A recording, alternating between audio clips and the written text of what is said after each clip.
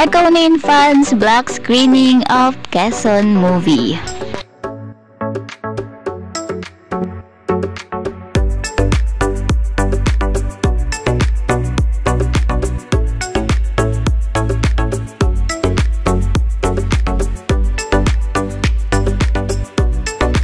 Thank you guys, and looking forward to seeing you more often sa mga susunod na ganap.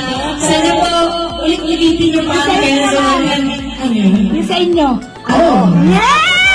Pero enjoy the movie at sobrang thank you talaga for your time, for coming here. Hindi biro yung effort nyo.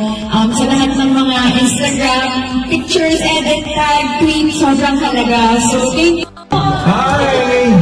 Hello! Oh my gosh, you guys are the sweetest. Thank you so much.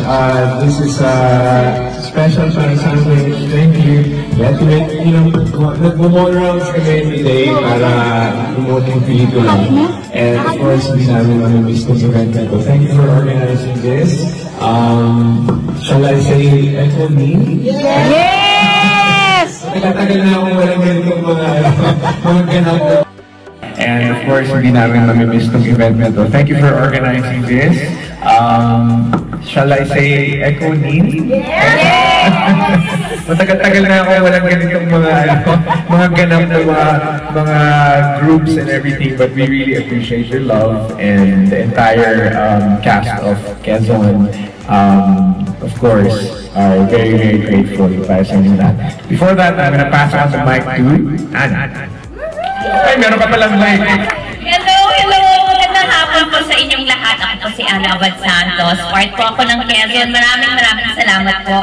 Thank you for being here and sana po i-spread the word after this kasi sigurado ako. Gusto niyo yung pelikula. Please bring everyone. Ang importante po ng pelikulang ito, no? Especially times natin. Importante sa lahat, importante sa Pinoy. So, please